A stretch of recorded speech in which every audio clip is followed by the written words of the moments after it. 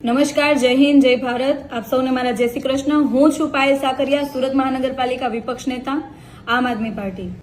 એક બાજુથી ખૂબ ગર્વ અનુભવીએ છીએ કે સુરત શહેરનું બજેટ 10,000 કરોડને પાર થઈ ગયું, એટલે કે 10,000 કરોડથી પણ વધારે ધરાવતું બજેટ, એટલે કે સુરત મહાનગરપાલિકા ખૂબ મોટી મહાનગરપાલિકા છે.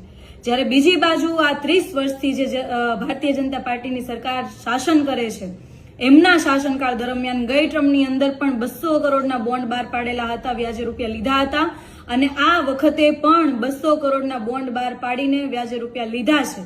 અને દુઃખ એટલા માટે લાગે કે આ શાસકો જાહેરમાં આવીને એમની ઉજવણીઓ કરે છે, જાહેરમાં આવીને એવું કહે છે કે આખા દેશની અંદર એકમાત્ર એવી મહાનગરપાલિકા છે કે જેમણે ગ્રીન બોન્ડ બહાર પાડ્યા છે. એટલે કે વ્યાજે પૈસા લેવાને પણ આ લોકો ફાયદા ગણાવે છે કે ભાઈ અમે વ્યાજે પૈસા લઈને અમે લોકો માટેની સુવિધાઓ, એટલે કે આ જે પૈસા શેના માટે લે છે તો કે સોલાર પેનલો ઊભી કરવા માટે, વિન્ડ એનર્જી માટે, એવા અમુક પ્રોજેક્ટોને આમાં આવરી લેવાયા છે અને એમના પાછળ આ ખર્ચો થશે, એટલે કે 200 કરોડ રૂપિયા લઈને. અને સવાલ ત્યાં છે કે આ 200 કરોડ રૂપિયા 5 વર્ષ માટે છે ને પર યર, એટલે કે એક વર્ષનો જે વ્યાજની ટકાવારી છે એ લગભગ 8.5% જેટલી છે. અને જો વર્ષે જો એમનો આંકડો જોઈએ 200 કરોડ ઉપર જો 8.5%નું વ્યાજ આપણે ગણતરી કરીએ તો અંદાજિત 16 થી 17 કરોડ રૂપિયા દર વર્ષે વ્યાજ થાય.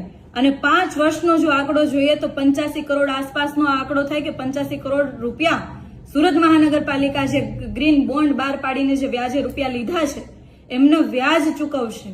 અને શરૂઆતથી લઈને ટેકનિકલી અને જે કઈ પ્રોસેસ કરવી પડે, ગ્રીન બોન્ડ બહાર પાડવા માટે બેંકો સાથેની વ્યવહાર કરવા પડે, કન્સલ્ટન્ટ નિમણૂક કરવી પડે, આ તમામ પ્રક્રિયા પાછળ જો ખર્ચો આપણે અંદાજિત આપણે ખાલી ગણતરી કરીએ, જો કે આ શાસકોએ કે વહીવટી તંત્રએ આ બાબતના ખર્ચાનો ક્યારેય કોઈ ઉલ્લેખ નથી કર્યો અને ક્યારેય પણ એ જાહેર નથી કર્યું, પણ જો અંદાજિત આપણે ખર્ચો જોઈએ તો 10 થી 15 કરોડ રૂપિયાનો ખર્ચો ઓછામાં ઓછો આ લોકોએ આ વહીવટી પ્રક્રિયા પાછળ કર્યો હશે, ગ્રીન બોન્ડ બહાર પાડવા માટે કર્યો હશે.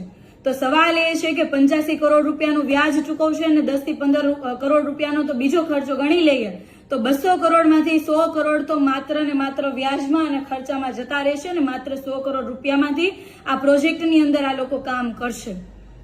5 વર્ષ પૂરા થશે એટલે પછી ફરી પાછા એમને 200 કરોડ જે લીધા છે એ તમામ જે બોન્ડ વાળા જે લોકો બોન્ડ જેમણે લીધા છે ને પરત કરશે.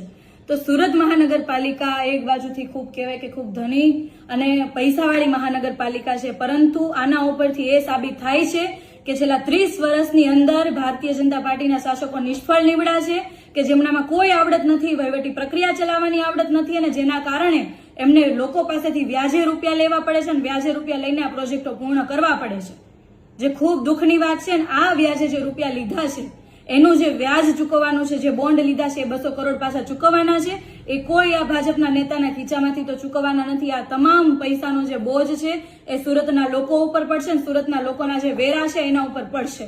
અને જ્યારે આ બાબત અમે જ્યારે સામાન્ય સભાની અંદર બોલવા ઉભા થયા અને અમે આજે તો હું ખુદ આ બાબતે બોલી છું અને અમે તો કીધું કે ભાઈ આ બાબતનો અમને જવાબ આપો કે કયા પ્રકારના ફાયદા ગણાવો છો અને કયા પ્રકારના અભિનંદન મેળવો છો.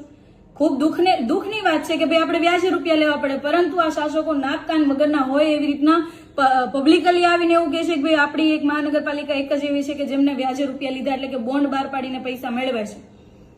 એટલે આ સૌથી મોટું કહેવાય ને કે ભાઈ કારનામું સુરત મહાનગરપાલિકાના શાસકોનું છે કે જેમણે આપણી આવનારી પેઢી માટે વ્યાજનો બોજ આપીને આ લોકો આપણને જશે.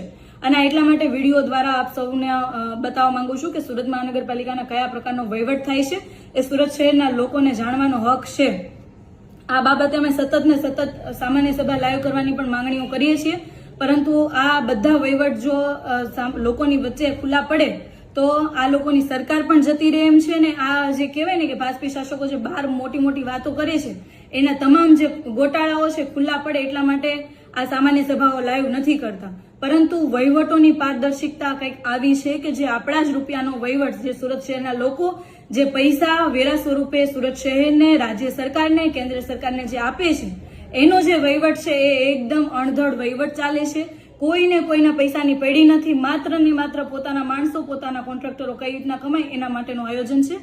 બસ આપ સૌને એટલા માટે જ આજે લાઈવ કે વિડીયોના માધ્યમથી એટલા માટે જણાવવા માંગુ છું કે સુરત શહેર આપણું સૌનું શહેર છે અને આપણા સૌની જવાબદારી છે કે આપણે આ સુરત શહેરને ખૂબ આગળ લઈ જઈએ. ડેવલપમેન્ટમાં વાત હોય કે પછી કોઈ પણ બાબતની વાત હોય, તમામ જગ્યાઓ પર આપણે સર્વશ્રેષ્ઠ બનાવવાની સુરત શહેરના હરેક નાગરિકની જવાબદારી છે. ત્યારે સૌ પ્રતિનિધિઓની પણ આ જ જવાબદારી હોવી જોઈએ. પણ જ્યારે સુરત શહેરના પ્રતિનિધિઓ ભાન ભૂલતા હોય ને રાહ જો ભૂલતા હોય, તો ત્યારે સુરત શહેરના લોકોની જવાબદારી બને કે એમનો કાન પકડીને એમને સાચા રસ્તે લાવે.